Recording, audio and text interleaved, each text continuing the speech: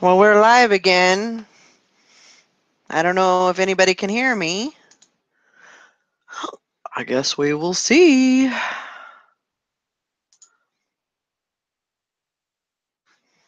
going to bring up the chat. Hopefully I can do that.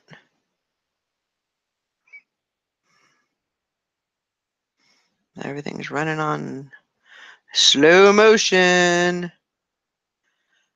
Hey guys, can you hear me? Can you hear me? Can you hear me? Can you hear me? Let's see here.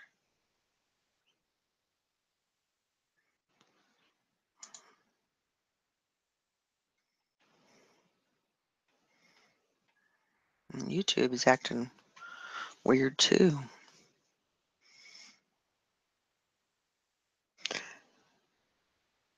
You can hear me and you can see me? Oh my gosh. What a relief.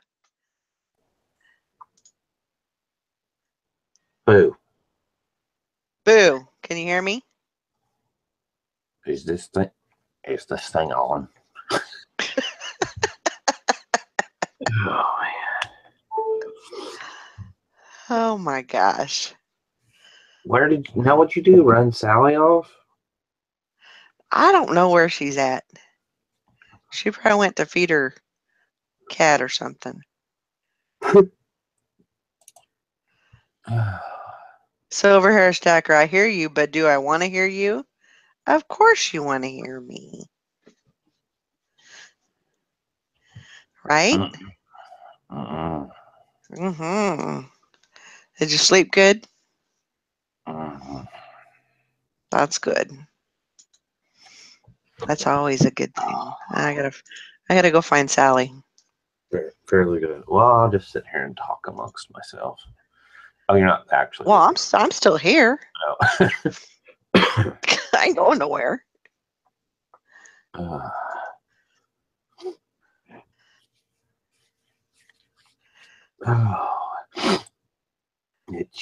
itchy waking uppy. Yeah. Let's see. Go find. It's cold here this morning. It's cool, not cold. Probably cool here. No, I can tell you right now it's not because it's hot in this house. Hold on. Megan says she loves your shirt, Dusty. Thank you. This was a That is pretty cool. Oh crap! Believe it or not, this was a Walmart special a couple of years ago. When Walmart had all the cool, I mean, they still do all the graphic tees and stuff like that, and it was on clearance for like $4. So I think we actually have two of them, one in my size and one in Tristan's size. I'm the type of person that if I find like shirts like that, like something like that would sell really well on eBay, I think. Mm-hmm. You know, and so if I find anything like that, any of the fad stuff, like they had Pokemon shirts when Pokemon Go was all crazy, and they had them for $1 each. And I think I bought maybe 25 of those shirts. And I sell them, every once in a while I'll sell one. They're not real big, but let's see. Tim says, question for everyone. Do you break it down percentage-wise into an area you sell, like percentage of your sales is clothes?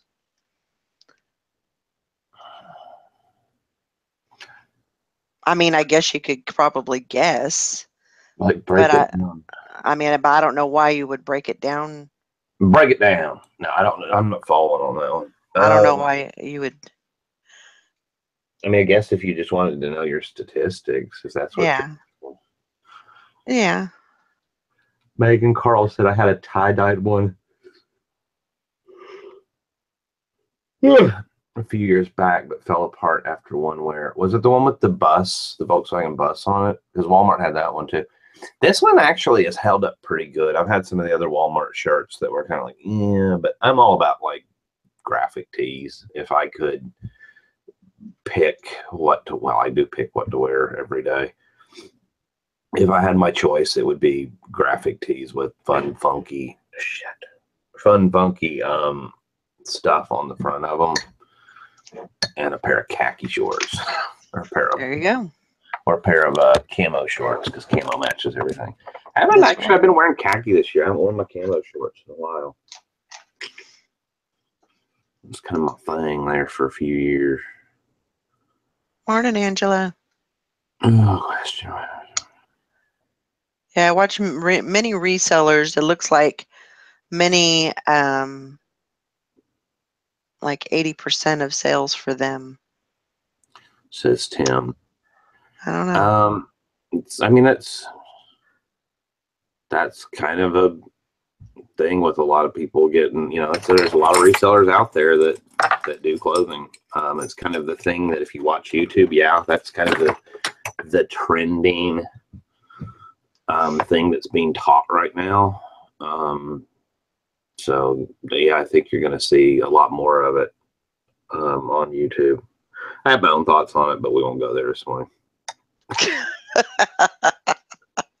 I mean, if it's what everybody's doing, then I'd be like, I'd kind of tell the guy that business-wise, like, if that's what's actually selling and popular, then do it. And if you're good at it, do it. But if not, Right. when everybody else zigs, you need to zag. Right. You can make a living. I mean, there's people that do it, make a living off clothing, but you're going to have to be really good, have a sense of style and a sense of fashion to know what to buy. And let's just admit it, not everybody does. The majority of people don't. Right. It's not really my thing. And so, and you're going to have to, unless you're in an area where you're finding a lot of really, really good high-end clothing, then you're probably going to have to be a volume lister, Tim. You're going to have to be like, can you list 50 items a day on a regular basis? Yeah. Hello, Crap in the Attic. That's I like that name. They're from the UK. Welcome from the UK. Welcome to the USA. Yeah, other Jason, can I make you an offer on your Crap in the Attic? Crap in the Attic. Good morning. You're so funny. Morning.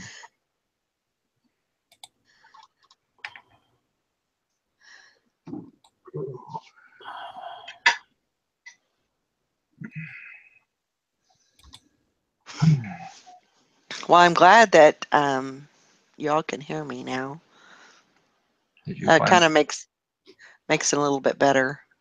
We had technical difficulties this morning. I did. Nobody else did. Sounds like you have technical difficulties every morning. It seems that way, don't it? Is this a new set of headphones? Well, it was like, what's that? Is that a new set of headphones? Yeah. Are they wireless? Yeah, they are. Oh, that's cool. Yeah, you can't go very far with them, though. I'll tell you that. Basically, a couple of steps outside the room, and you don't have any reception at all. Okay, two-part question from Turtle Trader. Let me see if I got this right. I know you discussed average sales. I know you discuss average sales to go upward of $25, but what percent should your eBay total fees be of the eBay total sales? Wait, read that second part again. But what percentage should your eBay total fees be of eBay total sales? It varies, doesn't it? Yeah, it's I mean, it typically depends. somewhere between 9 and 11%. I think is Right. typical. I mean, it can be a little bit less depending on what categories you're selling in. But when you get that every month, and there's a spot in your performance that you can look and see what your percent is. I don't know. I Quick. just factor in. I mean, I'm kind of missing the question, I think, but I just factor in, like, you know, I kind of know that my fees are about 15%. Mm-hmm. Yeah, I just factor 15% by the time you figure PayPal and eBay fees together, and then I throw another 15% in for shipping and for taxes. So that I Right. know every sale I make, 30% is spent. So that's kind of the way I look at it. I'm never really worried about what the actual fee numbers were. So.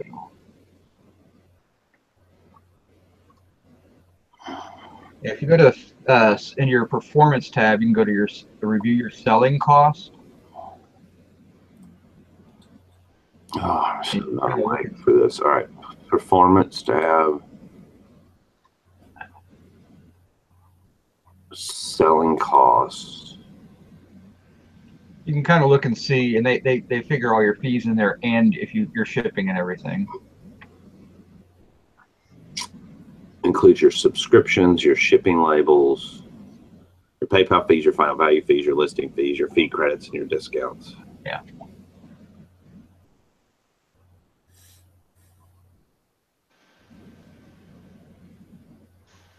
Huh.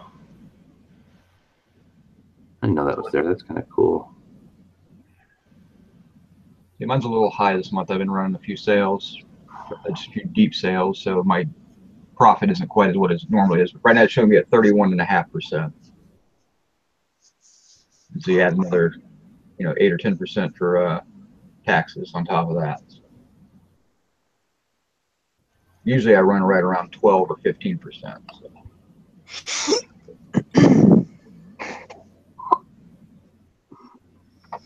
Hello, Dawn. How are you today?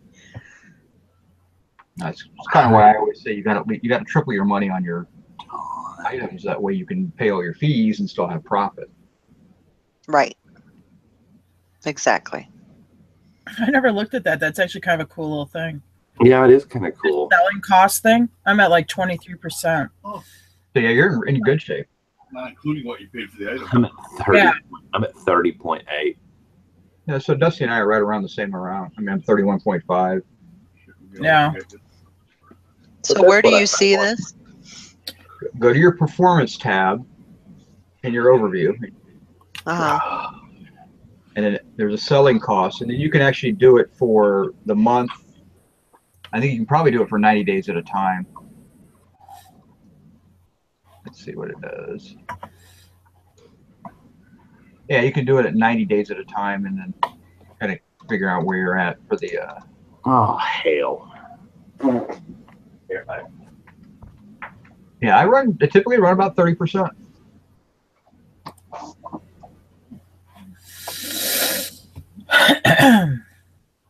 I mean, if you can get that number down, I mean, that can be a huge boost to your pocket. So.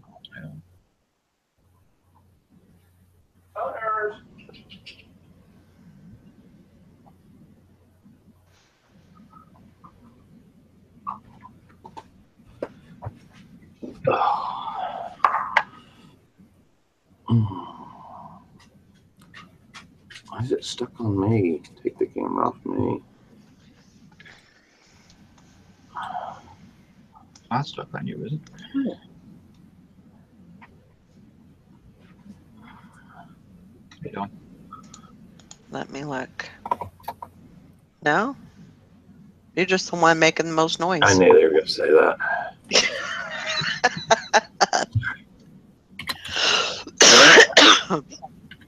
So how are everybody's sales this weekend?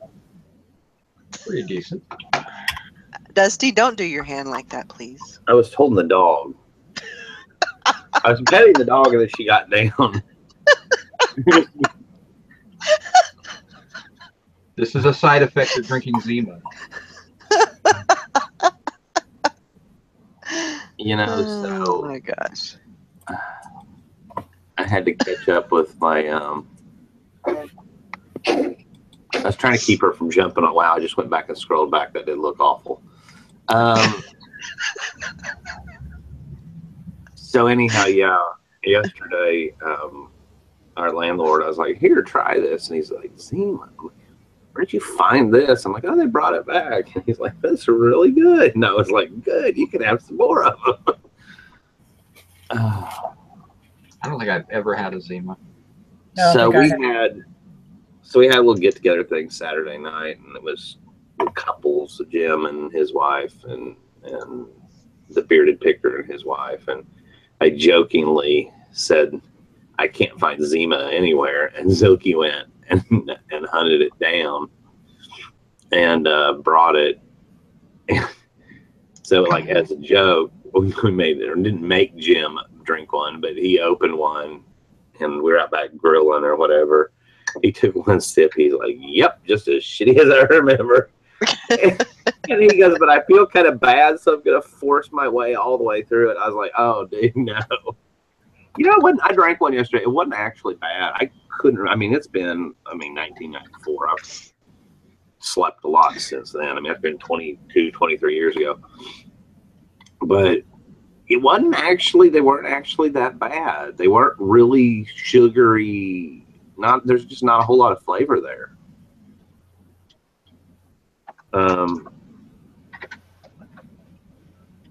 I would never buy one again.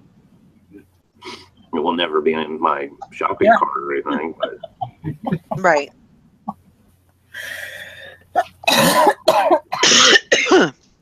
Yeah, Mother's Mustache. They have re-released it, like Anheuser-Busch or Coors or Miller or whoever bought the rights or has the rights. But apparently, it never went out of popularity in Japan. So all these years, we didn't have it, but the Japanese loved it. But they brought it back, and also when remember when the Japanese were doing this weird thing where it's called, like, what's that eyeball thing where you lick each other, worming, where you lick each other's eyeballs. So yeah, I could see that's how they would make out. It was some kind of weird kinky thing. Yeah, they lick each other's eyeballs, but they're all getting like pink eye and stuff. But that Zima would fall in the class of beverages. I would say like summer hummers or whiskey sours. What the fuck did I just walk into? That's what they're very Summer Hummer. They're very sweet. She heard her name called the Summer Hummer, and then she shows up. What are you gonna do? But all those things fall into a class which I like to refer to as liquid pants remover.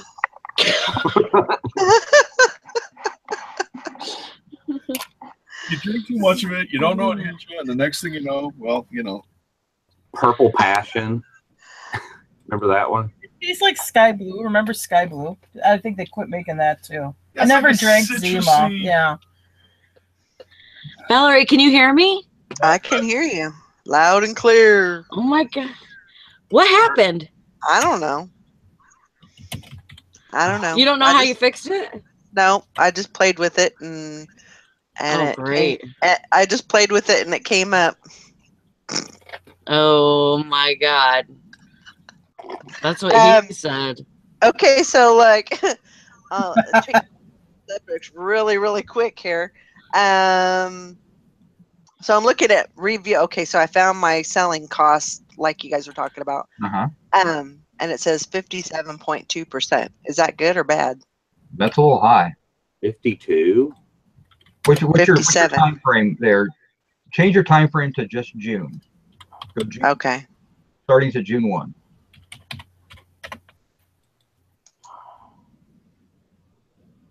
Well, she's probably showing 30 days by default, so that shouldn't make any difference. I know. I'm just curious what June is showing for. 39.3. Did you run some aggressive sales? Really aggressive sales in May? Yeah. That's probably why. Yeah, that's a little. I would think that would be a little high. Not really. It's not really that. I'm not really as far as aggressive. No. You're charging shipping, right? Yes. Why are your selling costs? I mean, you're even charging shipping. Yeah, but shipping would still be built into that. Oh, Shipping would still just be added Yeah. on. I mean, Yeah. it still would be the exact same. yeah. I was But, I thinking mean, about that a minute ago. the only other thing I could think of is because it adds your subscription in, is it really high because of your anchor store? Yeah.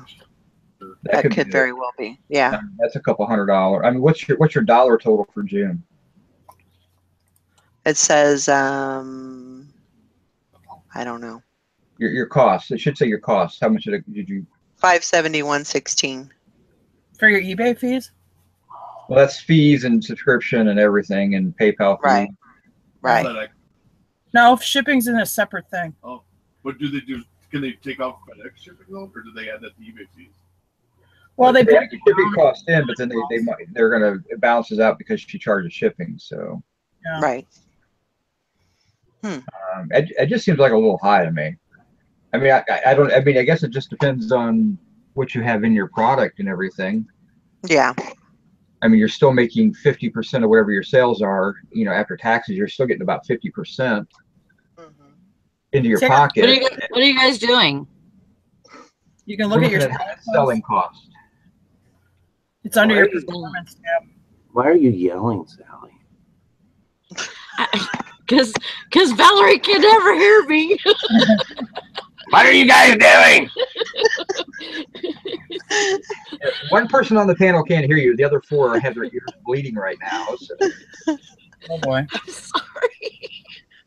go to your I'm performance tab. sorry. Go I'll to your whisper performance. like Dusty. Sounds like you smoked about 10 packs of cigarettes this morning. Then.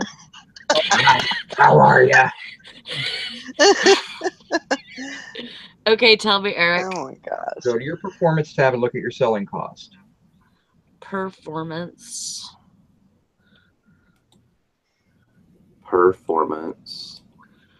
Performance. I don't have one. Go to your Is that on selling your cost. review page? Where is it? Go to your seller's hub. I don't. I am. You see where it says overview? Hmm. No. Is your computer on? Let's start with that. Sally, you know where it Yep. says seller? You know where it says seller hub? It should say Uh-huh. overview right beneath that. Yeah, I'm on. Okay. I'm on the overview. So Okay, go to the tab that says performance. It's like 4 tabs over to the right. Oh, Not really that good one. It's not And technically That tab. I one. think that's what was throwing her off. then you drop down and hit selling cost.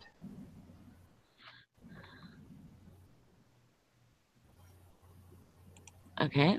There should be a percent number right there. Megan Carl says mine said 39. 39. Where clothing has a higher percent. Does clothing have a higher percent charge Nope. to sell? I mean, from fees that they charge for selling. Yeah, they do actually. They have it has a higher percentage. I can't remember. Sure. Yeah. Yes. Because I mean, we know like musical instruments is probably one of the smaller costs. Right. Right. And I do So- remember that the clothing was the more expensive. I think just because it's more, it's probably the biggest item that's sold. So what is this actually? It's how much it costs you to sell your items. How much it costs to sell it? All of Yeah, your like what you 30 days. These are your expenses. This is what it costs between your store subscription, your shipping labels, PayPal fees, listing fees, minus any fee credits and discounts. Hmm. So you spent 39% of the money you got in went out to fees. So then you have to add your costing items. So that's not really that bad. No, for you it's not too bad, but if somebody's paying, say somebody had $100 item, it charges them, and you using your number almost 40%. That means that item, after they sold it for $100, they really only had $60. And say they paid $50 for that item, they really only made $10 on the item. They didn't make $100. Right. Right. So you have to kind of, it's a way to keep track of your actual cost of goods. This is really what your cost of goods is. Right. You know, when you figure out what it costs. Subscription, label, PayPal fees, final value fees, listing fees, fee credits, discounts. So if you pay a lot for items, you have to be conscious of the fact that it still costs you 30 to 40% to sell your items. How much? I can never find it. Where's the dang chart where they show how much category? I'm on the calculator and I just picked something random in clothing. And if you had a store subscription and you were top rated seller, top rated plus discount, your fees on $100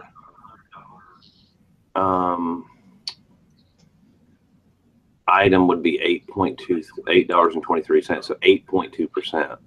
That doesn't seem bad. All right, for clothing is 9 to 15% is your fees. Right. Well, I consider that within normal range, maybe the higher end of normal range, but yeah, automotive parts and accessories is 8 to 15. Or wait, 9.15. I'm sorry, not 9 to 15. 9.15. The clothing, collectibles, home and garden, camera, pro, and photo. Can you send me a link to that? Yeah, a second. You can do it on Facebook or in here or whatever. It doesn't matter. Gonna have Facebook open to do that. Give me a second. It's actually, I mean, so some of the higher items.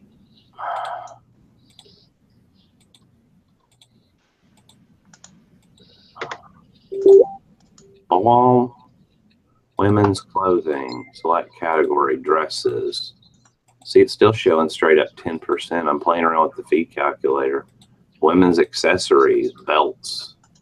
The maximum fee is 10%. Okay. So the non-discounted, I took off in the fee calculator. I put no eBay store, no top rated discount plus discount. And it's showing me straight up for clothing. It showed me 10%. Yeah. Guitars and basses is the lowest. It's 3.5%. Computer stuff is 4%. Consumer electronics is 6%. Musical instruments minus guitars and basses is 7.15, and then 8.15 for automotive and 9.15 for everything else. Okay, that's discounted with if you have a store. I think that's actually discounted with. No, that's a chart for all three stores. Yeah, that's a top rated plus also gets a 10% final value if you discount that's not shown in that. So correct.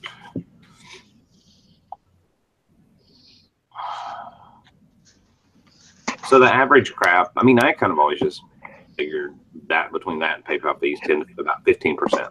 Yeah, in the back of my mind when I'm figuring like, hey, I'm going to buy this. It's sitting here in this store. It's $50.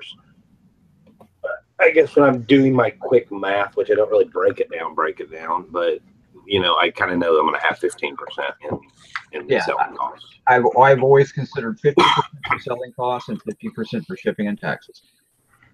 So a third of my money goes away before I even see it. That's the way I've always looked at it. And so that's why I got to make at least 3 times my investment so I get some profit and get money back into the business. If you're right around 30%, I think you're doing okay. If you're less than that, you're doing really well. If you're more than that, depending on your items, if you sell a lot of clothing, you're going to be more than that, obviously. But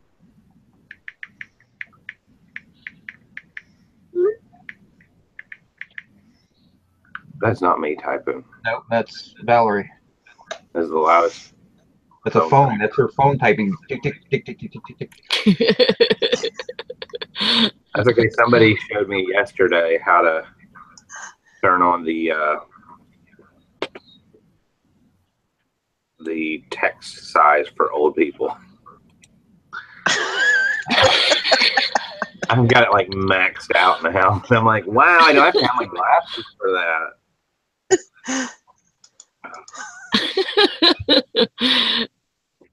So I went yesterday and decided to do a little adventuring.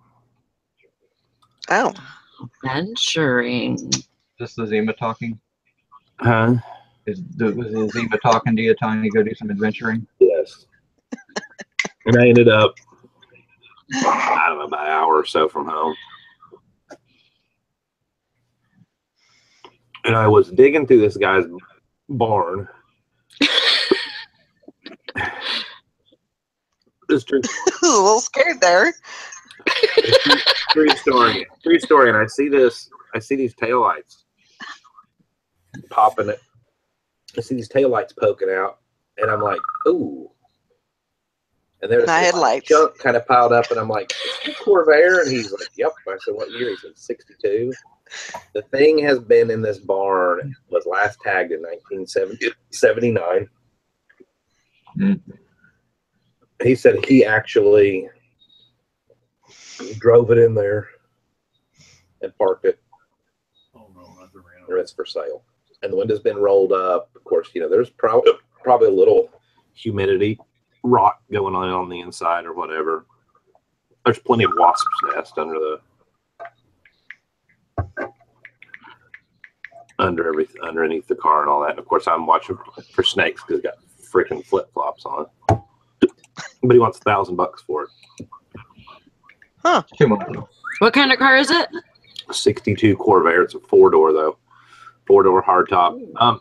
Somebody along the way started stripping the paint, and you want to talk about dent free? Man, that thing doesn't have any.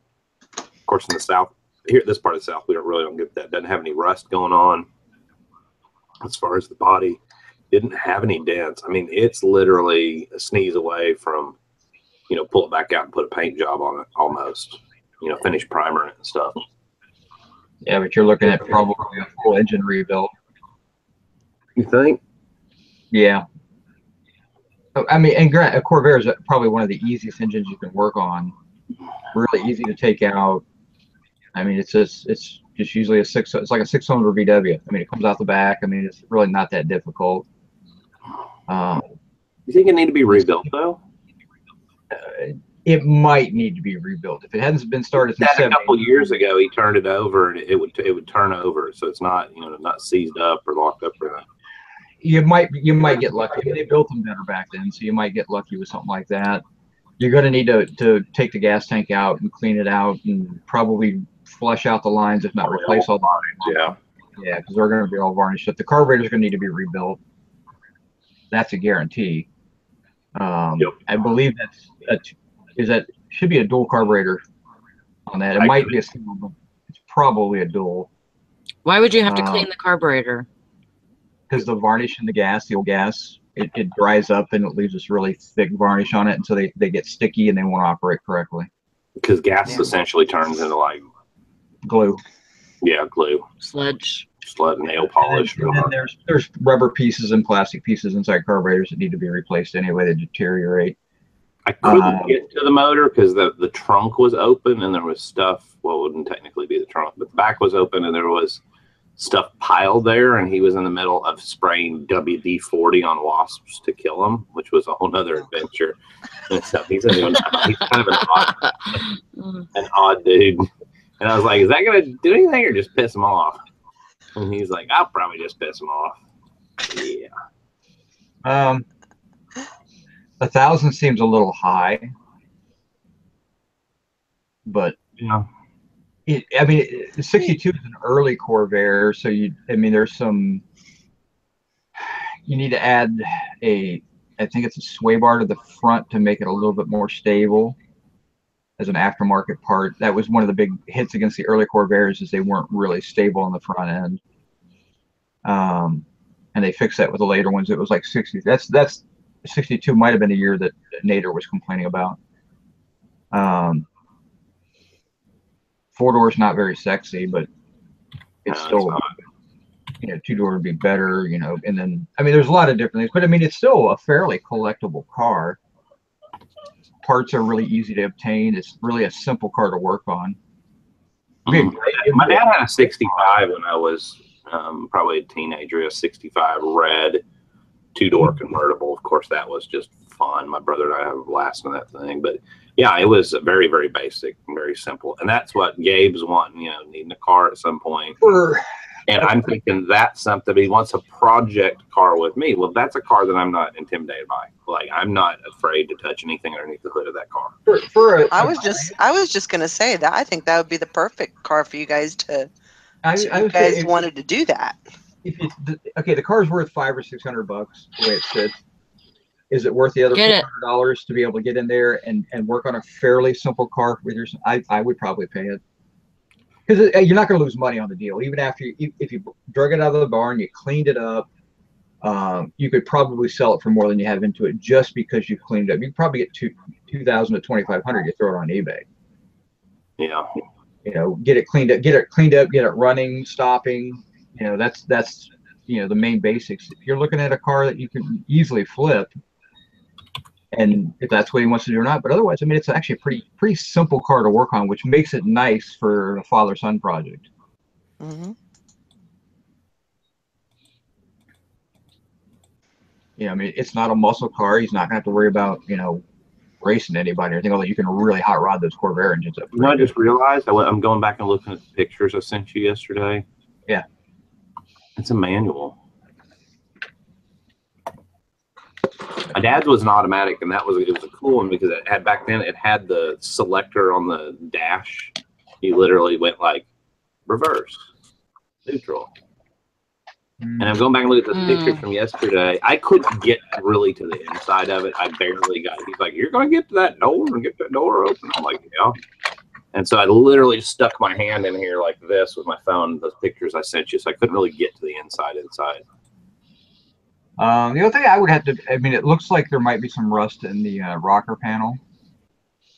It could just be, that could be dirt or crap. I think it's dirt. It's a manual on the floor. Yep. Because you see that knob? I'm pretty sure that's the end of a gear shifter sticking up. I didn't think the Corvair had floor stick shifts. I was just looking at on eBay. There's a '66 Corvair coupe in Virginia. That's $2,800. Buy it now, and it is cute. It actually has a pretty nice body on it. Yeah, I think it's going to be for what I would want it for. It's probably not a bad starter for an actual project with him. I do think it's a little high, and B, you're also dealing with 21 and so 38 years of sitting, so it's going to be a decent project, you know. It's really not going to be that tough to bring back to life, though.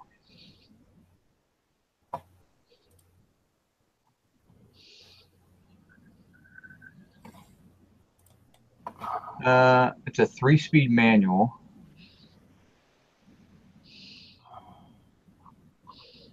I thought those were on the column.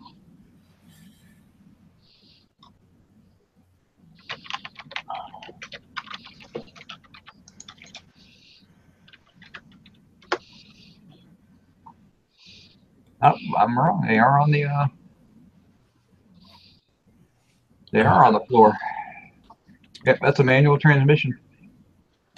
Lord, I bet that wouldn't pull a wet string out of a cow's ass.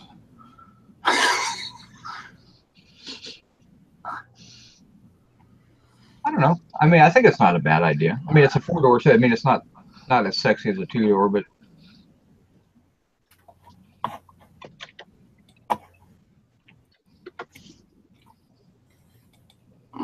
not terrible either. I don't know. It sounds like a lot of work.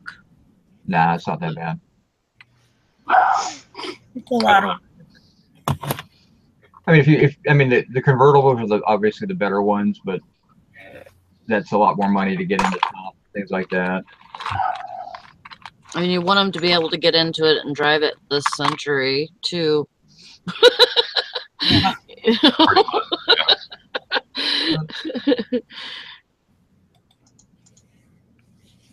The Tool Trader said, so your minimum bear to take is 3 times your cost of goods to get your costs and some sourcing. As a PT part-timer, I know greater ROI is the ultimate goal. Oh yeah, I mean, you know, 3 times is your minimum, but you want 5 or 10 times your money is the best. I mean, I have a lot of things I make 10 times my money on, 100 times my money on some stuff. Mm-hmm. You know, usually that stuff takes longer to sell, or you bought quantity. You know, I bought a box of 24 of them were in there, and they're pocket door latches. And so there's 24 of these things in there. I paid $1 for the entire box, and I've sold probably 15 of them at $9 a piece. You know, that's, I mean, I'm not making a lot of money on them, but you know, $1 to $9, but 15 times, you know, I turned that into, you know, $150, and there's still some left. I mean, that's the type of stuff that you can really. It doesn't seem like you make a lot of money on it, but you know, after shipping and all that, I make $5 on them, and so. Oh, I didn't make a whole lot of money, but when you do 15 of them, $1 to $75. I mean, who wouldn't do that deal? Mm-hmm. That's true. Yeah. So that's the type of stuff that really helps pay the bills, is when you get those little things where you pay a few bucks, but you've got quantity of them. Oh yeah. You know, and your goal there is to get your money back quickly on the item, and then just let it sit there and sell. Yep. Dusty infuses. Yeah, I love stuff like that. I picked up a few items yesterday that are potentials for more items to kind of add to my arsenal of things in bulk. Got a couple things I'm gonna try at first, and I can always go back and get more. But that are, you know, that I can have in bulk, and when one sells, you grab one out of the pile and throw it in the mailer and go.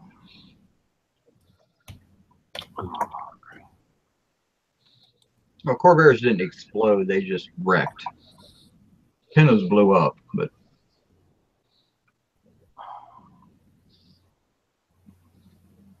I like Pintos myself. They're just as easy to work on, and a lot uglier.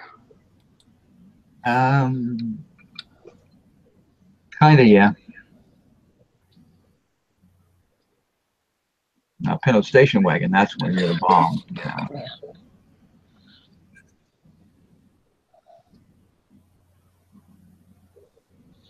But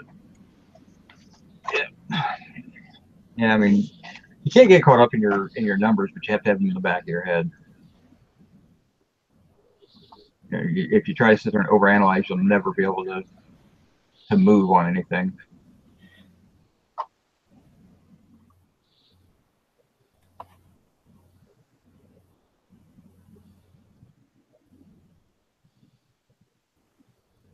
Mm-hmm. I don't know. See, I'd have to pull that Corvair out of the garage to actually get a good. You'd have to know for sure what kind of shape it's in before you could really make a good offer on it.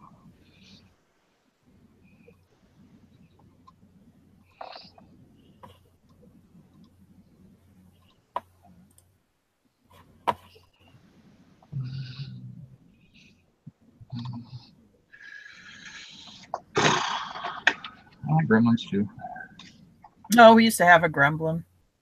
Those things are fun. Yeah, they're not bad. Mercury Bobcat, yeah, the Pinto in disguise, we used to call it. I had several Mavericks, and I actually had the Mercury Comet in the 70s, which was the copy of the Maverick.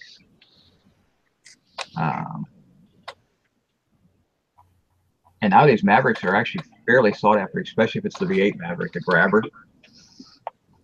It's one of the few 70s cars that actually had a decent motor in it. They actually, I mean, it was small and had a good, powerful motor in it.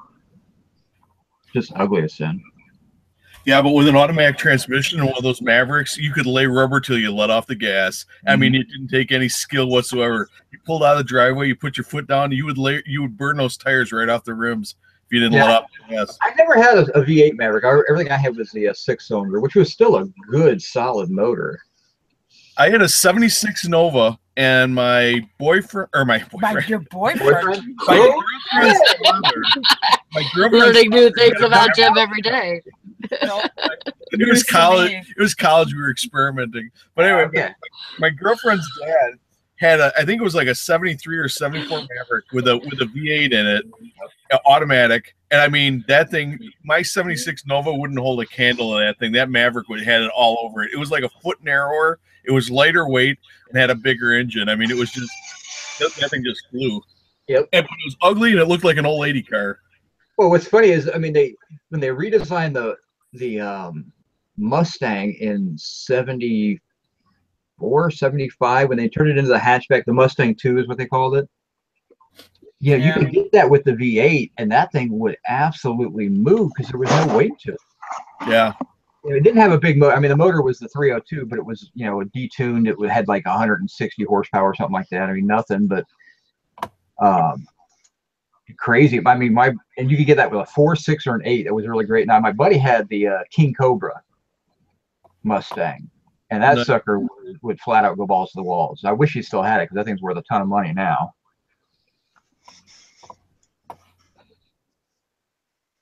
Tippy Gerhardt's dad had a Galaxy 500. That was always a good 60s car.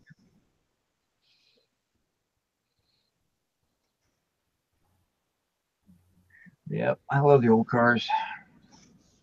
I had a 64 Custom 500, which looked like the cop cars on the Andy Griffith show, those mid Fords.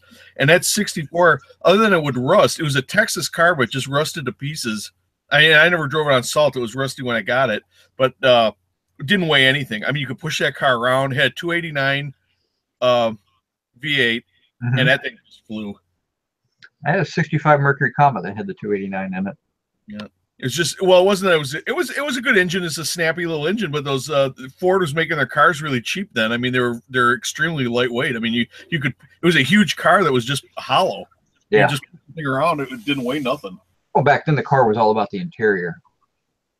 Yeah. They wanted that luxury feel interior, but they didn't want to put the money into the body with heavier steel or anything like that. They were experimenting with going with a lighter gauge steel, which is why a lot of the cars of the 70s just fell apart because they had really light gauge steel in them. They rusted out so quickly, yeah. Yeah. And that's why, and then the Japanese came in the 70s, and while they had really light steel and they would always rust apart, they had much more fuel efficient motors, and that's why the Japanese cars just took over in the from like 74 on, and America just never quite caught back up. Well, this Custom 500 was so cheap. On the interior, and the whole car was just, it must have been like their bottom of the line car or whatever, like their totally base car. The visors were, instead of being, like you're usually padded, your sun visors, they usually have some padding and vinyl on them. These visors were just pressboard painted. Came from the factory that way. They're pressboard painted visors. It was so cheap. So, but anyway, thing went like crazy though. The guy sold it to, they wound up using it for a stock car. They ran it for like 3 years before they burned it up. Yes, that's what my mom had, a 66 Charger, and she sold it to, when they sold it to a guy, he turned it into a race car. Yeah. And yeah, he raced it for years. I mean, killed me when she did that, but that was a great car. And then of course my dad had an Austin Healey 3000, and before that, after that, he bought the Jag XKE. But my dad's always been a foreign car guy. That 66 Charger, that was a fastback, wasn't it? Yeah, that's the fact. Looks like a Barracuda. Looks like a pumped up Barracuda with a really cool interior. Yeah, my dad had, I think it was a 66 and a half. Does that sound right? Or 60? I know he had the half year, the first year they came out. It's a 65 and a half or a 66 and a half, whatever the first year they came out. It's a half year on those, on that Charger. I remember getting into an accident and that my mom got hit in the quarter panel when they were in the back seat with that thing once, but it had the flip up.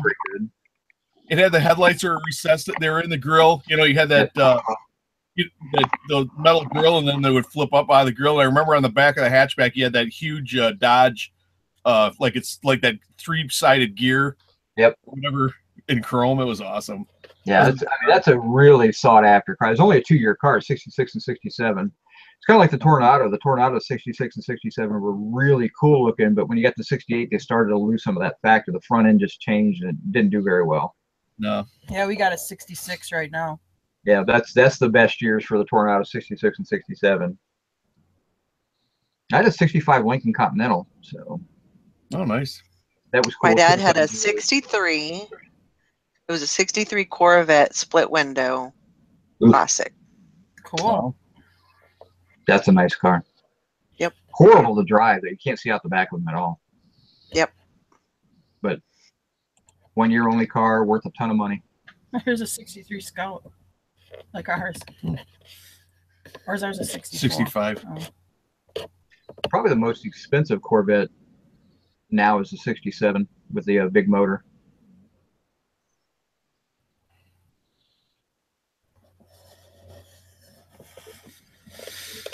But if you want to save money, you buy the 68 with a big motor because it's the same car, just a different body.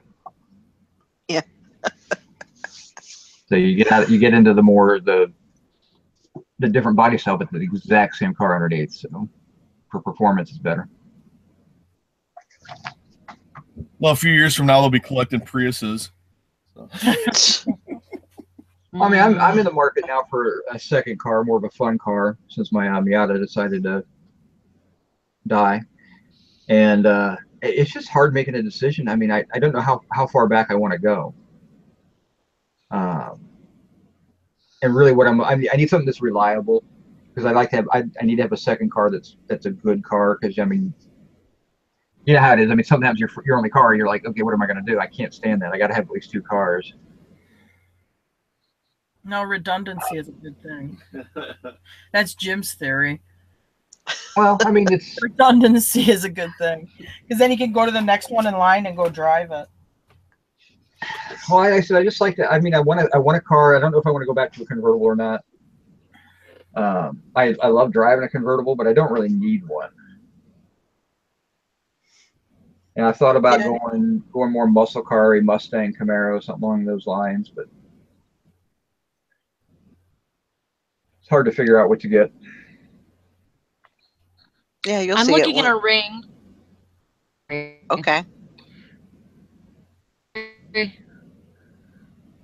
What, Sally? You're very glitchy.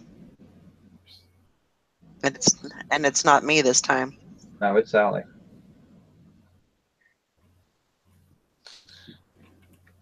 Can you hear me? Yeah, you got to turn the porn off on the other tab. Your glitch has too much bandwidth. Shut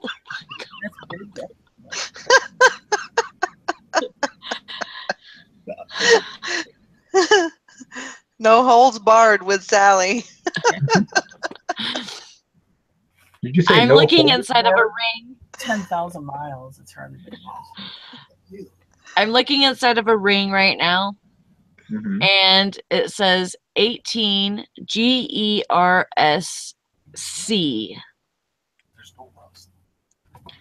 GERSC. It's probably gold electroplate. RSC. That's what I'm trying to figure out. It's like I keep. To really to find that stuff out is all you have to do is Google it, and you'll be surprised what'll come up when you hit. You said 18. 18 GER. SC. It just all says Google it. It'll come up, and Oh.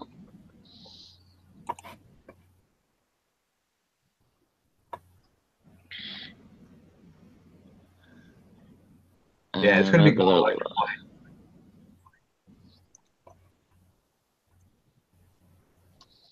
Cubic zirconia.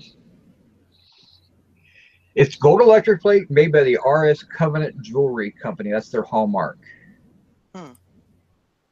Doesn't necessarily mean it's not worth anything. It's just not worth anything. It's gold. If it's a nice ring, because you know who is actually there. I don't know anything about this company. It's a nice ring, but it's got a stone missing out of it. No, that's probably not worth anything. No. Nope. See all those. Yep. Yeah, it's done for. I'll wear it in case I need to hit somebody, and then I can leave. You know, Sally, keep your pimp hand strong. No shit.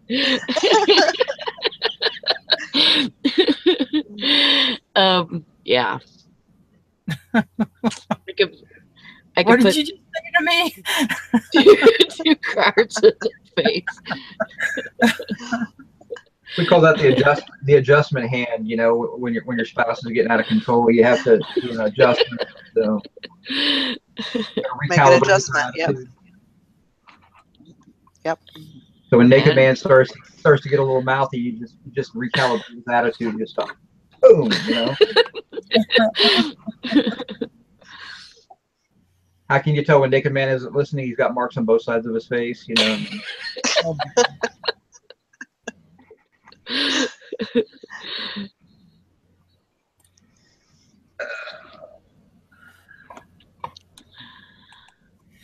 I'm not usually a man beater, but you know, it could happen. We're not talking about beating. We're talking about adjusting. It's a little different. Mm-hmm. Adjusting the attitude.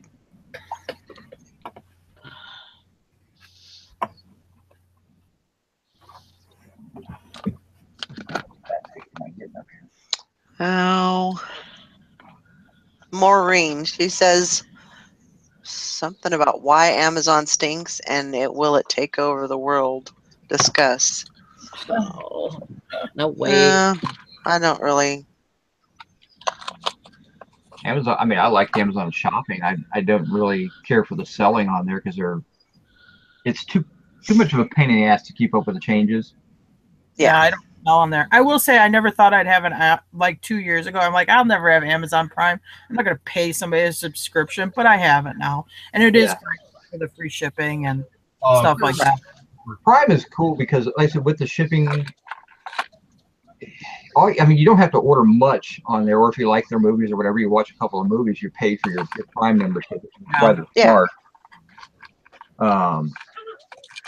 I said I usually order once a month from Amazon for stuff, and I order a lot of business stuff. I order my bubble wrap through Amazon. We order a lot of shipping stuff, and Jim orders car parts on there, which are real competitive, and you'll have the part in 2 days. I have the part in 2 days. It's like I would have to take it to the shop or buy the part locally because I'm like, wow, I need this car back on the road, and now I know I can have the part in 2 days, so it's no big deal. That makes a hell of a lot of sense. And then when I save and buying the car parts locally, the first part I bought off Amazon, I saved $100. It paid for the Prime membership for that year. Yeah, well, I ordered when I did the work on my truck, I had to replace the whole knuckle for the truck, which is a big, huge metal piece. I mean, it probably weighed 30 pounds, and I was calling around, and I could have gone to a junkyard and gotten it, but I ordered a brand new part off of Amazon. I spent $180, but at the stores and everything, it was gonna be like $300, and I had to wait like 4 days to get it. Yeah. We ordered. Oh, sorry. Well, we ordered a tractor tire, and we got it for half of what we could get it for in the store here. Yeah. So I mean, there are certain things that Amazon is much more competitive on, and if you don't mind waiting a couple of days, you're fine. Yeah, I sell on eBay, but I buy on Amazon. Yeah.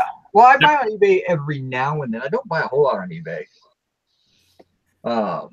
Mainly because Amazon prices on the stuff that I want to buy, like boxes and stuff like that, are usually cheaper. Although there's a couple eBay box sellers that I buy from, the Boxery and things like that. So. And I've changed as a consumer. When I first started on eBay, I was a collector. I was into buying one-off stuff and collectibles and stuff like that. Now I've changed from being a collector to a seller, and the only thing I really buy now is consumables, which is car parts or other consumables for like shipping and stuff like that. And consumables, you're just better on. It just seems to me better on Amazon. Yeah, I don't buy anything to collect anymore. I don't care enough about the stuff I'm buying. I see it as a dollars thing. If I spend this much money, it's worth this much to somebody else. So I'll buy something and be like, oh, I always wanted that, and then 30 days later, I'm selling it. It's like I achieved it, and I'm already tired of it. And then I'll sell it. And we're so immersed in work. I mean, I don't have time to sit and smoke a pipe and drink a brandy and admire my collection of whatever bullshit. Beer mugs or Beanie Babies or whatever the hell you're collecting. Liquidate it. You can't take any shit with my stuff. When are you going to liquidate that firearm car collection you have? Well, guns are a good commodity. They don't usually lose value. Well, and the guns I use, you know what I mean? If you have a collection of stuff you can actually use, like motorcycles you can climb on and ride and stuff, I get that. Or firearms you can take your kid out and go shooting on a weekend. But I don't if I can't climb on it and go 100 miles an hour or shoot it. Oh, easy. This is his thing. He says, if I can't eat it, ride it, or F it, I don't want it. It depends on the caliber of the gun, I guess, doesn't it? Well, I only got a snub nose 38, but Oh, God, all right. I talk big. Oh. When I met him, he was a huge collector. He had everything. He'd never sell anything. Now he's totally turned the corner. I think it's age, or maybe it's because we want to move too. No, I mean, I think there is something about age, so that definitely gets in there. You're not, once you hit a certain age, you're no longer a collector. You start to look at the hassle of taking care of stuff. Yeah. It's eBay. It's how we make money. I view everything. I used to view stuff for its intrinsic value or the history behind this, or history and all that stuff just is out the window now. To me, all material objects have now become a commodity. They have X amount of value, and I can push this commodity into the market, pull the money out, and it's become the way I look at everything. Yeah, I mean, I still like the history and everything. That doesn't mean I'm going to sell. I enjoyed the history for 10 minutes, and then I'm done with it. Yeah. Yeah. You know, but I mean, it's like, this thing's really cool, blah, blah, blah. Okay, but I'm still listing it. Well, the other thing is your junk can trap you. We learned that with snowmobiles. We're accumulating a bunch of low value snowmobiles in the beginning, and it was like, well, these aren't really worth that much. Why not take 10 of these, sell them, and get one good one, and start using them as rungs on a ladder and start improving our inventory? And that's what we start doing with the snowmobiles. Yeah, I mean, that's the key with anything is any collector will tell you that. That's why the collectors will buy a lower value item, because they don't have it, but they want that a complete collection, and then they'll start upgrading the collection and sell off a piece to get a better piece. There's certainly nothing wrong with that. I mean, but you can fall in love with a person, but don't fall in love with an object. Always recognize that object as just a rung on a ladder. It's just stuff. I mean, that's the key. It's stuff. Yeah. Yep. You know, and that's why I've always taken the tact of I could throw my entire inventory away, and it's already been paid for, so I'm not out a single dollar. So I mean, there's nothing wrong with looking at it like that. I mean, if you fall in love with stuff, I mean, again, if you're gonna have a collection of something, make it a collection of one thing and try to get it to be the best that you can possibly be. But don't collect every little ancillary part to it. Yeah. I see people that go crazy, and they'll start with like a Hot Wheels collection. Let's just say that, and they want red lines, and they got all the red lines that they want, and they've got the best of the best. Next thing you know, they're buying the accessories that go with them, and then you end up with this monster collection. You've lost focus then. Yeah, you're committed to taking care of it because it's taken over your whole house. Yeah.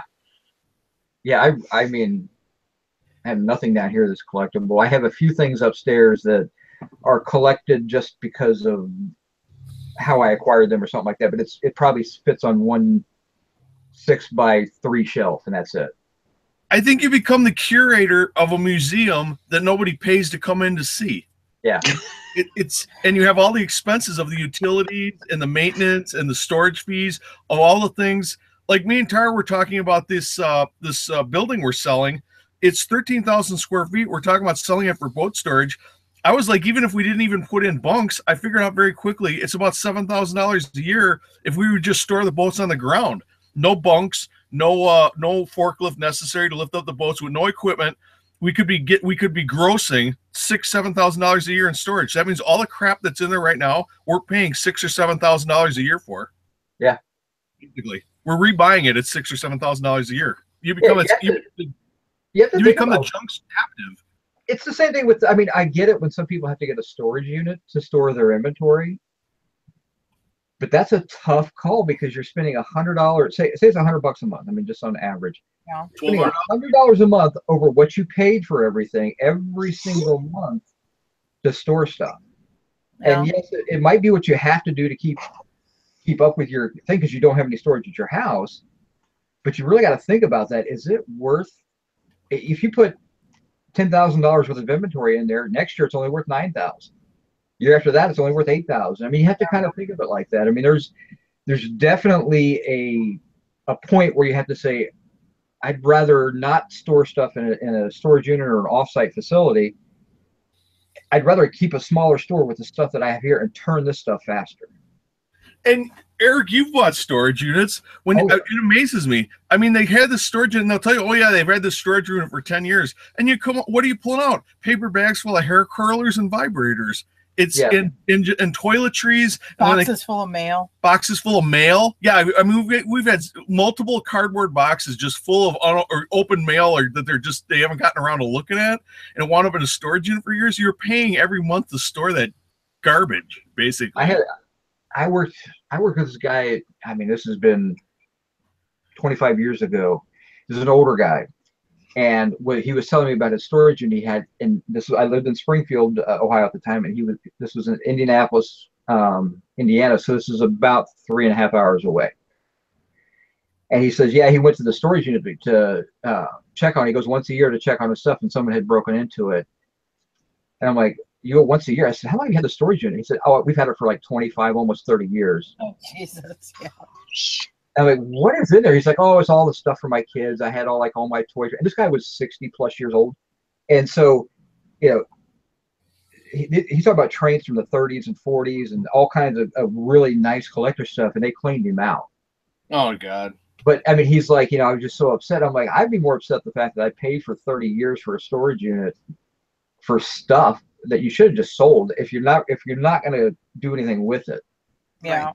It's one thing. Now I did have a guy who was an over the road trucker that he lived in the storage unit basically. He would come back about once every 2 weeks and he really only be home for the weekend. So he actually had a storage unit set up like a house, and he had his furniture. He had a gun collection in there and everything. And he would literally just go up there. He said, I just hang out in my storage unit for the weekend, and then I'd get back on the road. Huh.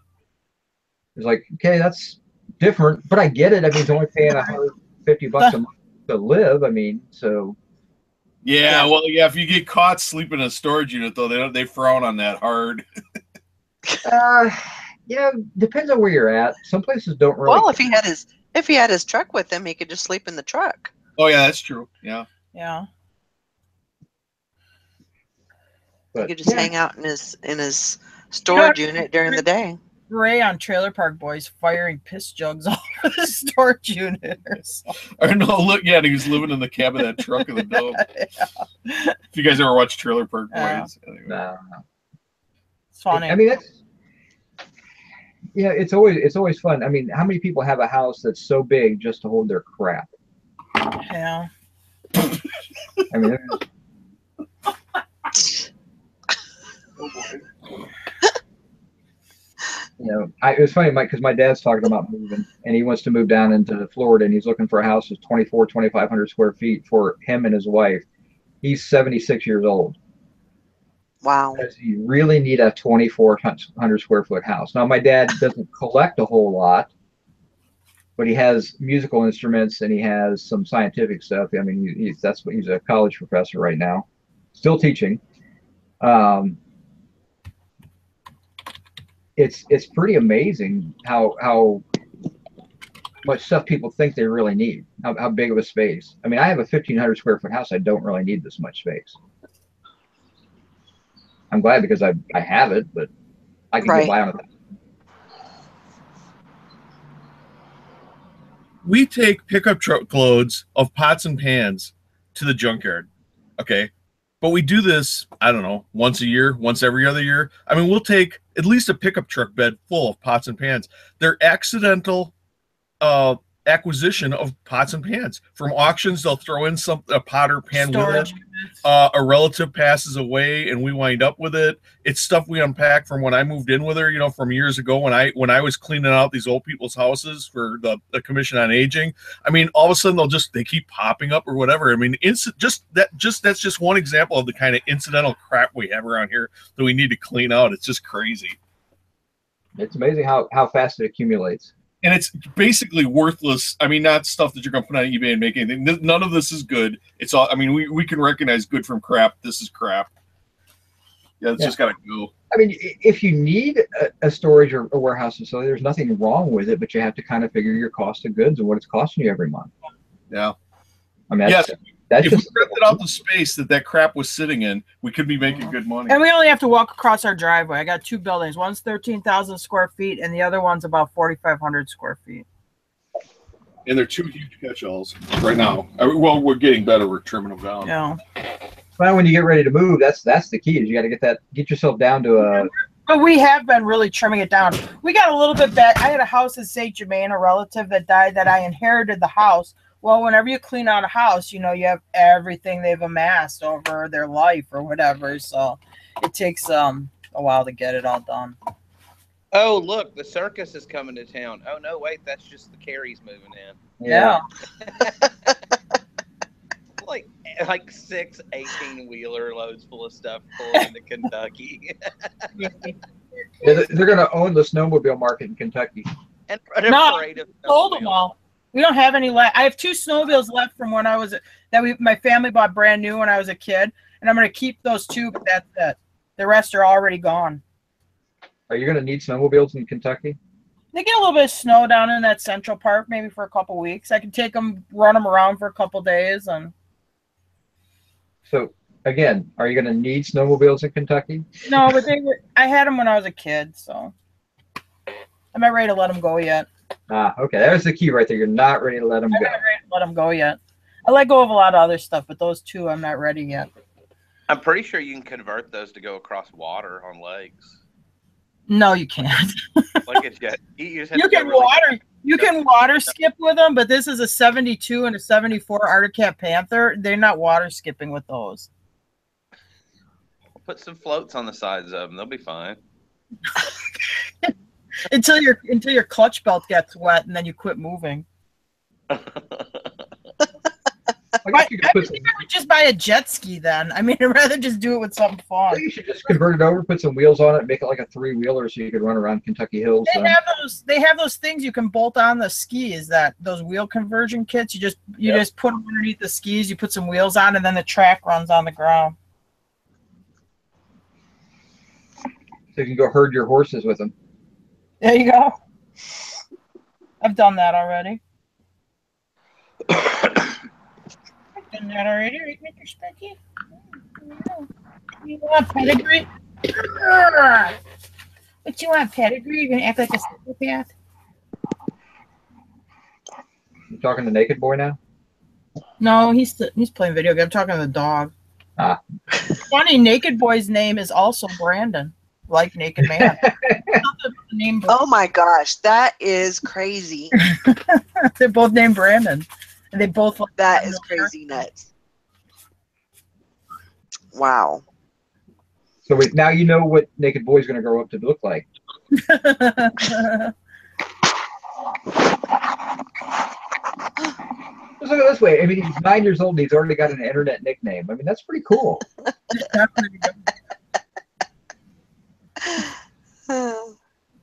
He's at the head of the game.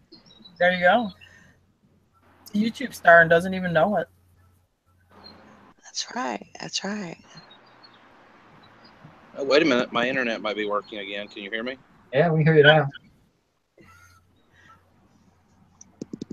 You get off the porch and go sit in your office, you can hear you better.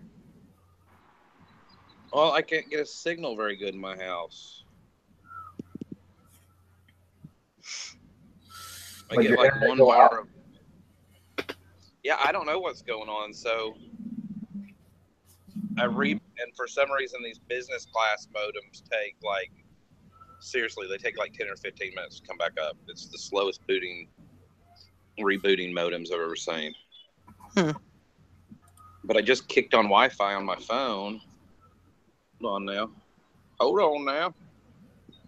And I can still see you, and you can still hear me. So yeah, your camera's kind of glitchy, but your voice is fine.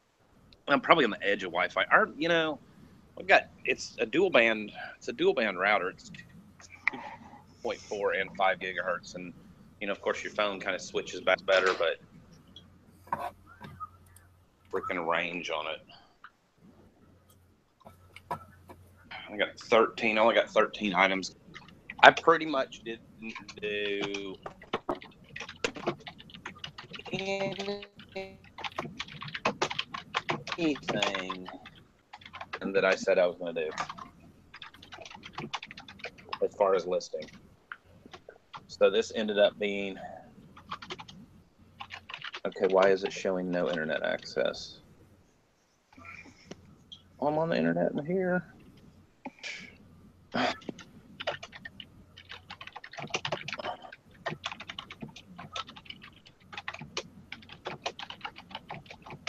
What in the hell? What in tarnation? What in tarnation? Oh. What the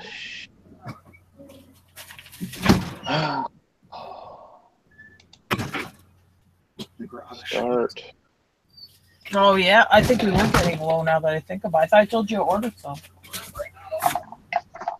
I really need to list today, and I'm gonna have to do it. I put it off yesterday and kind of bought more crap yesterday and ended up playing yesterday, and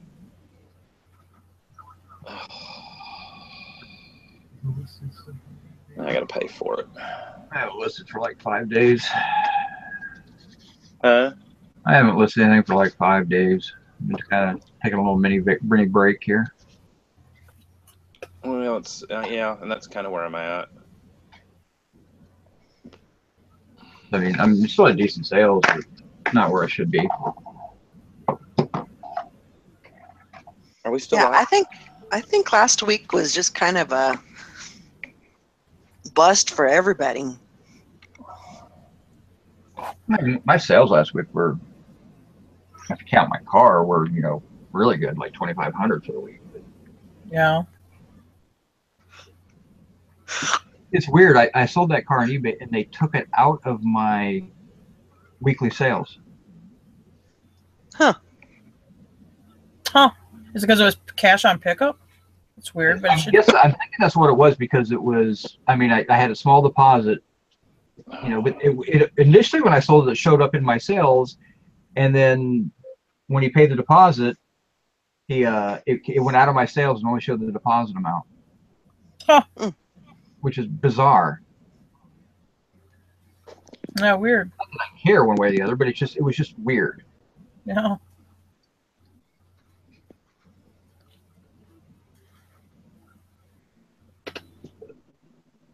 Are we done? Oh yeah, there Beth C says she's trying to list this morning, but she has new neighbors moving in, and they raised the door, the U-Haul and stuff went flying everywhere. She can't look away. So what I do with stuff like that, Beth, is I actually start tallying up how much I can sell their stuff for as they load it into the house. Oh, that's cool. I could get $10 for that, or I could get, oh, that's a $100 item. That's when it's more fun.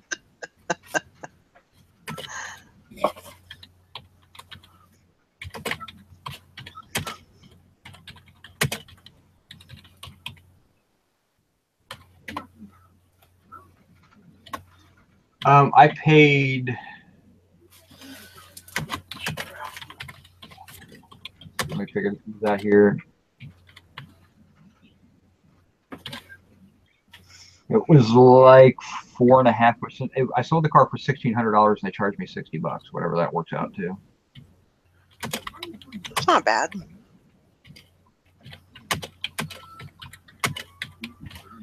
Uh, 3.75%.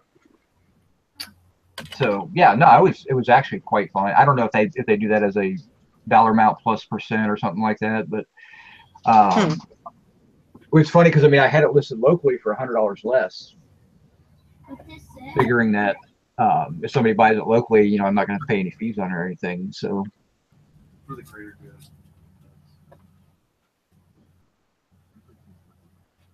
So I was quite happy. I mean, so that means I netted out more than I had it listed for locally.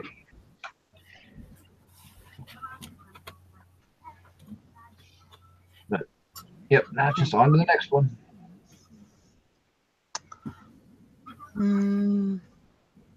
It's probably going to be a Mustang. And a Minnesota Yeah, I had it on Yeah. Craigslist initially. I put it on Craigslist, and I left it up there for a day or two, and I got a couple of really lowball offers. And I was actually negotiating with a guy, and I would have sold it to him for $1,300. And I said, "Well, I'm just going to put it on eBay over the weekend, see what happens." And had it on eBay, and less than 8 hours later, I got an offer. Or I got a guy that made a full price offer, contingent upon inspection. So I took that, and he showed up. He was very happy with it. And we completed the sale. He put the deposit on that night, and picked it up, and we did all the paperwork the next day. So, I mean, Cool.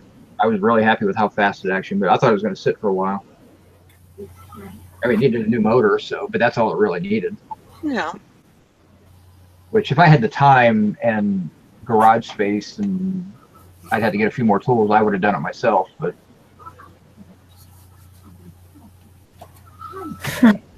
That's good too, Eric, because I don't know how it is by you, but I mean, I know up here lately, like within the last, I don't know, 3 months, it seems like the used car market has really gotten soft. I mean, there's really good deals out there to be had.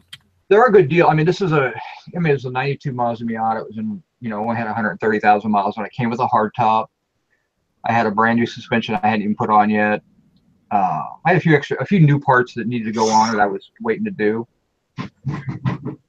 I gotta go upstairs real quick for something. Okay.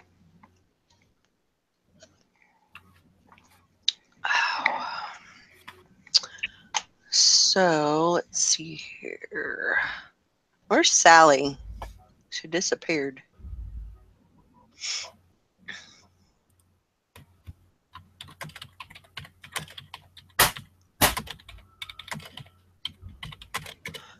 Jason says I had a car expert tell me to sell my SUV right around the time tax refunds hit, and I got top dollar in February, about 20 calls a day from Craigslist. Yep, it's a good time to sell cars. If you have a good, good car that people want, so. Cool. Not cold.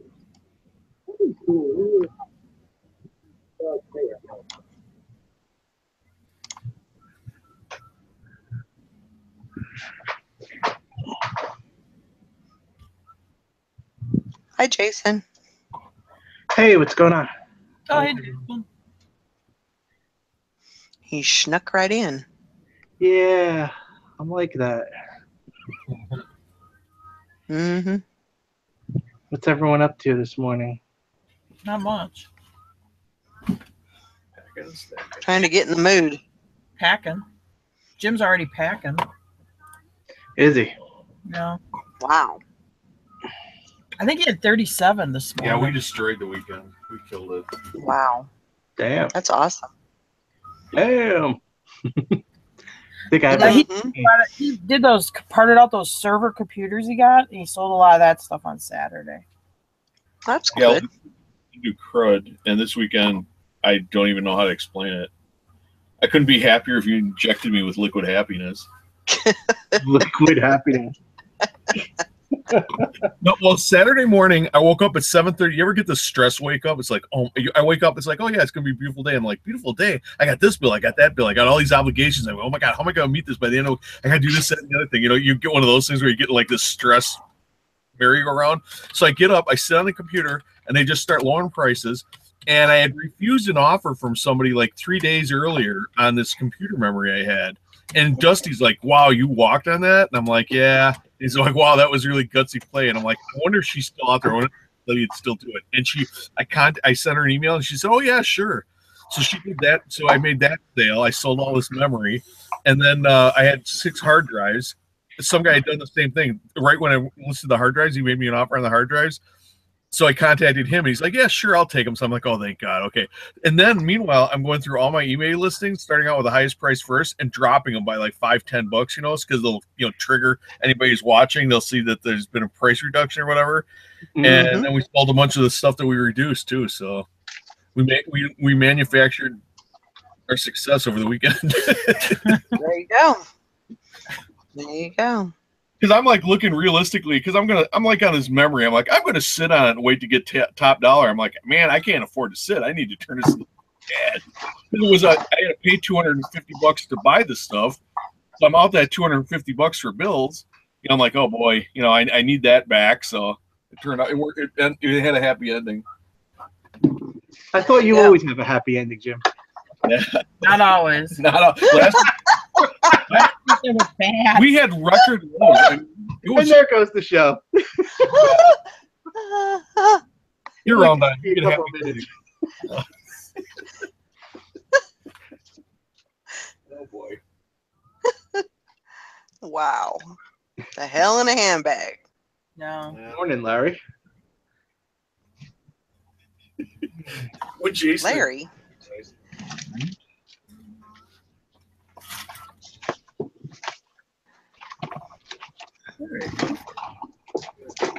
Well, good morning, Eric. Hey, Jason. My son just broke his keyboard, so that's why I was so frustrated.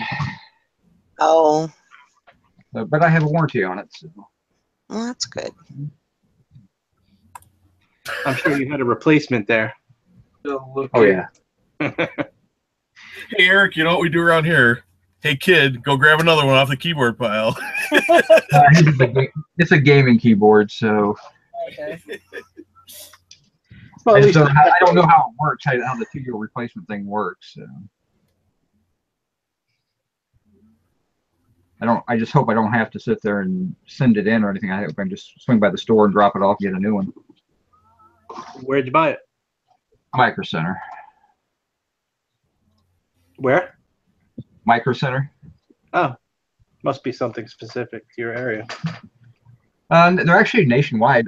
The stores are located here in Columbus, and there used to be a lot more stores, but they actually do mail order nationwide. They're actually really good prices. Oh, cool.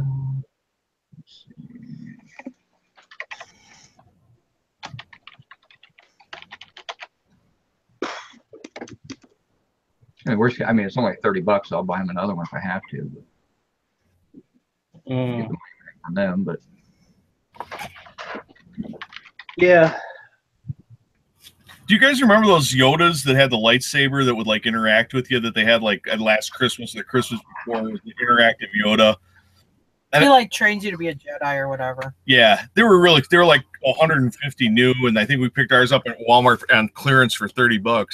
Well, we buy this thing, I get it home, and he does everything he's supposed to, but his lightsaber doesn't light up. And I'm watching the commercial and the things. I'm like, everybody else's lights up. There's something wrong with ours. So I take it back to Walmart. It just cracked me up, the Walmart return experience. I walk up to the counter with it. I tell her, you know, the poor little guy doesn't work. You know, his lightsaber doesn't light up, but everything else works. And as I'm saying this to her, she's got one lazy eye, which has nothing to do with anything. But she looks up at me, sitting in her chair. She never stands up. She looks at me with the one eye that's pointing towards me. She takes a box and does an alley-oop over her shoulder into the hamper behind her with the returns. Like she's telling me with her body language, sir, I absolutely do not give a crap about this dude. She just looks back and here's your money. Have a nice life. Get away from my counter. It was awesome. Hey Jim, did it have one of those like floating balls? You know, like the real trainer, like in the first Star Wars? Floating ball, he just had a lightsaber. And he goes through some stuff. Yeah, I think they were like $150 new. There was a Darth Vader one that did a lot better, but the Yoda one flopped, so it went on they all went to clearance. Kind of like Buck the Deerhead. When it was out, you know, it was like $150, $175, and then they wound up selling them all on clearance, and now people are, you know, selling their children to get one. This one time in a bar parking lot. And then Yoda probably ended up on one of those pallet auction things. And some dumb reseller probably has it that doesn't work right. One time in the bar parking lot, Yoda was fighting Buck the Deerhead. So we have a partial node outage that went out at 9:48 a.m. That's what Comcast just told me, and it'll be back by 1:48 p.m. And I said, "Wow, that's extremely inconvenient for business class for 4 hours on a Monday morning." I said, "I know you can't." He goes, "No, trust me, that'll be with it being business." He said that will be top priority. He said it'll probably be on a lot quicker than that, but what can you do? I have a. Oh, are we still live? Yeah. Yep. Yeah. I have something I need to ask you what it is. Is Silverhair Stacker still in the audience? I do. I haven't. Yeah, he might be. I haven't seen him. He hasn't chatted or anything lately. But I picked up some really cool stuff yesterday. But I have this one item that I don't know what it is. Well, the first thing I got, who here is a NASCAR? Wait, hold on 1 second. My tab says off air. You sure we're on? Yeah, mine's Yeah, just live. Oh, all right. You're just Mine's maybe just- Jason's not live. Jason's like, oh crap, I need to put my pants back on. He just left. So who's I'm the live. So I picked up 5 bottles of champagne yesterday that all say Winston Cup series. They're all like 1999 to 2003. They're NASCAR. They're full. They're unopened. But apparently they gave them out to the winners at NASCAR races. They gave them out to the entire team. Okay. And I don't think I can sell those. Oh, I pretty much know the answer. I can't sell those on eBay. Not full, you can't. Not full, correct, which kind of sucks because I'm not going to open them. Did you And get approved to sell full wine on eBay? You have Is to there have you have to have a liquor distribution license yeah. to do that. So Okay. I didn't know for like collectibles. yep. Which There is are, not there are several approved wine sellers on eBay, but it's a pain in the ass. No. And one of them signed by Mark. Mark Martin. No, Mark. Whoever won the 2003 Winston Cup.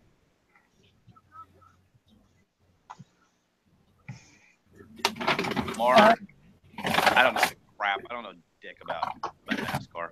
I did pick up 6 Polaroid cameras for $20. That was pretty sweet. That pretty much nice. paid for the whole little load yesterday.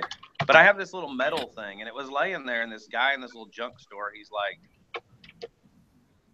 like, well, I think it goes to that trombone or that musical instrument. And I said, this is not a trombone part.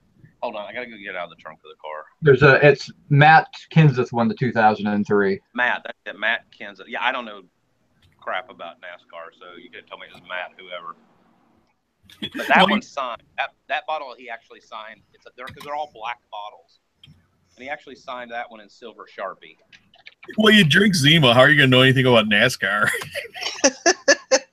I only drank one, but because I wanted to remember what it tastes like. You know what? It really wasn't awful because they're not syrupy, sweet like a lot of like the Mike's Hard Lemonade and that crap is today. All right, I would never buy another 6-pack, but somebody is selling a 1999 Dale Jarrett empty champagne bottle. They want $192 for it. Yeah, I think I did really. So the guy has these 5 bottles, and I'm like, "What do you want for them?" He said, "I'd have to have $5 a piece," and I'm like, "Well, okay." And I do the whole like, "Well," okay. I was like, "Okay, yeah, I could probably do that." Really, seriously, like I could drink the champagne, and Now that's on Pinterest, so I mean I don't know anything. If they have it somewhere else. Actually, it's on eBay because it came off the eBay feed. So. Let's see.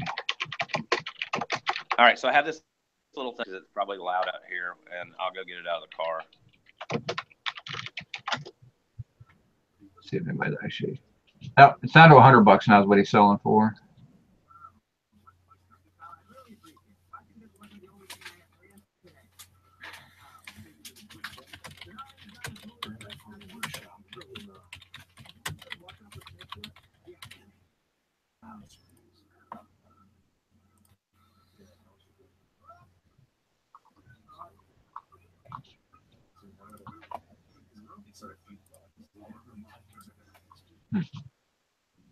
What? The workshop. I mean, 10, 13 you're talking about? 10, 13. Wow, they fixed that fast. I walked back to my office to get my car key.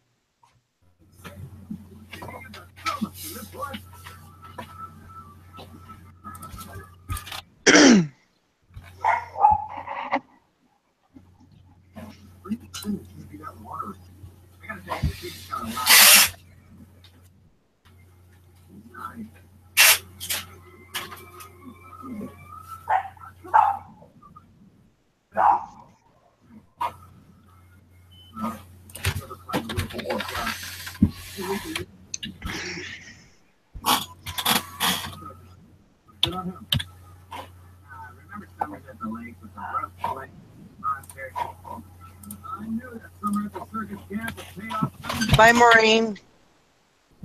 Yeah, I think we're getting ready to wrap it up here. I wanted to wait until Dusty brought that champagne bottle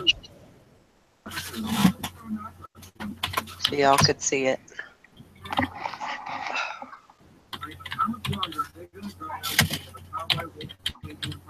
Sally must have went to bed. She worked last night, so that's understandable.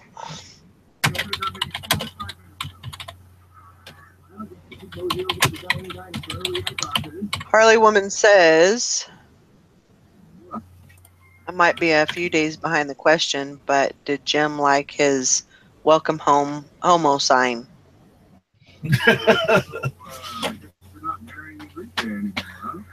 I am sure that he enjoyed that. I'm sure he got a kick out of it.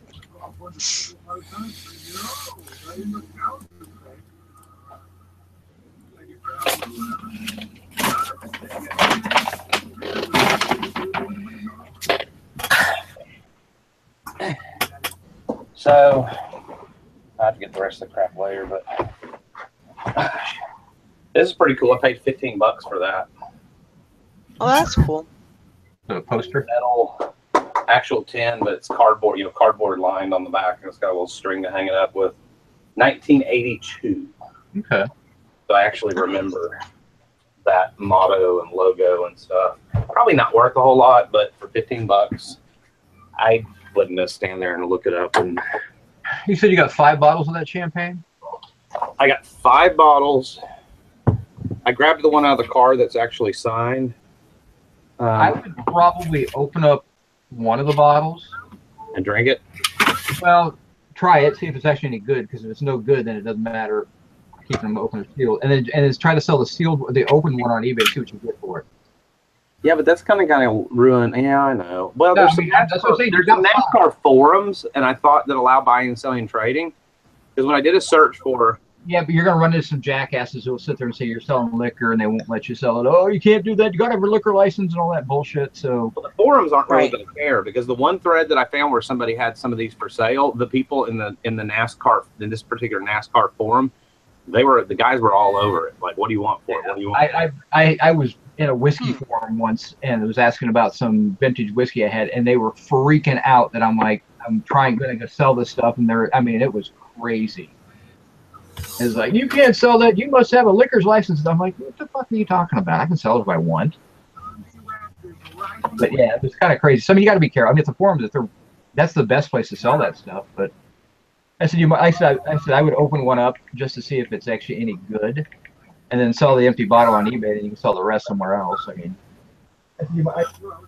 you're into it for $5 for a bottle. It's not like it's going to hurt you. All right, so yeah, this is where's my camera? Same. And it's a massive champagne bottle. And this was the Matt, whatever the hell his name was. Matt Kansas, yeah. And it's still sealed. And apparently they gave them out to the team members. Yep. And I don't know how 5 of them survived. I mean, it could have been some estate of somebody that was on whatever team. I don't know. I didn't ask. Cool. For $5, I bought it. So here's the one. If Silver Hair Stacker is still around, I got these too. I bought 25 of these. It's old Ansichrome duplicating film, and they're still never been used. They're still unused, yeah. And they don't smell like formaldehyde or whatever. So I think they might actually still be. I mean, of course, I would sell them as don't know if it's still good, whatever. 6 Polaroid cameras. I got a bunch of other crap too. So here's the thing, and I know what I think it is just based on where is my camera. It's definitely not a trombone part like the old dude thought it was. That looks like it fits into a Victrola. Looks like a reproducer. Oh yeah, it does look like a reproducer. I can't really find, and then this kind of goes up and down, and this little needle is within this little thingy right here. See what I'm saying? But there's not a place there. You know what that does? Actually, that's a diaphragm up in there. I think it is a reproducer for a Victrola. Yeah, it could be like a Silvertone or a different brand one. But I knew it wasn't a trombone part. I mean, I was going to ask him because I know he was a former band dude, director, music teacher. It's not marked on the bottom. It's got one number. It says C7293. It's solid brass. Where's Mr. Sadie? Brass. Yeah, he says it looks like a Victrola part. That's what, yeah. The guy was like, yeah, and when that is a needle built into there. When I tap that, I can definitely hear it kind of, there's definitely a diaphragm of some sort in there. Okay, so maybe that's what it is. $3. And I was like, he's like, I don't know what it is. I'd have to have $3 for it. And I'm like, okay.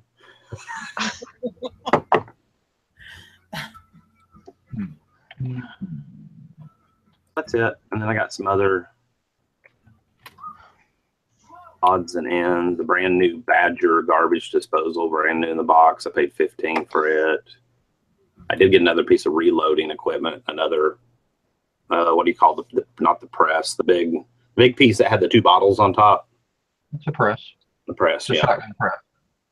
I got another one of those. I had to pay $20 for it. That's it.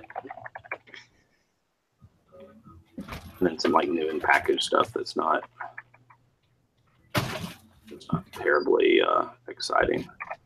Does the bottom of that reproducer, the brass, like the disc, does it have like a bunch of rings around it on the bottom?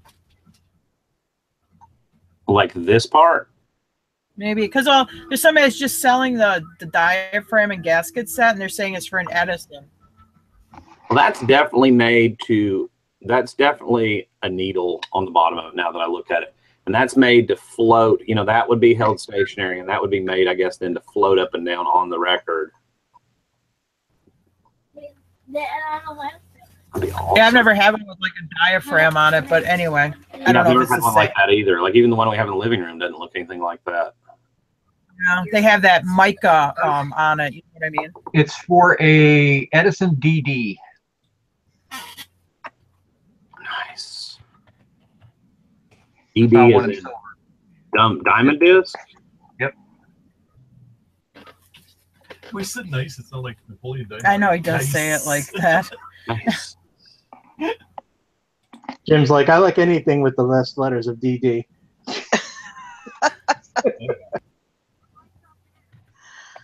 Oh my. Did you find the actual one? Yeah. How much? Brand new, they're $125. Somebody's reproducing them, so. On phonographs.org. Oh, it's on there. Oh, there you go. Great looking and plain nickel. Here's a nickel plated for $123 on eBay. Awesome. So that may pay for the whole load. Yep. Here's one gold finish. They're $100 used. Sweet. Nice little $3 purchase. That is why, even if you don't know what something is, use your common sense and buy it anyhow. Here's Like, some I figured worst case, if it turns out it's a plumbing part, you know, because I really didn't get a chance to inspect it, but, you know, if it turns out it's a plumbing part or something, I mean, the worst I did is pay $3. Yep. Go with your gut. Okay, that's all I have. There you have it. All right, y'all. I think we're going to wrap up the show. Hope everybody has a great morning and a great day. And we will see y'all tomorrow. Peace. Bye.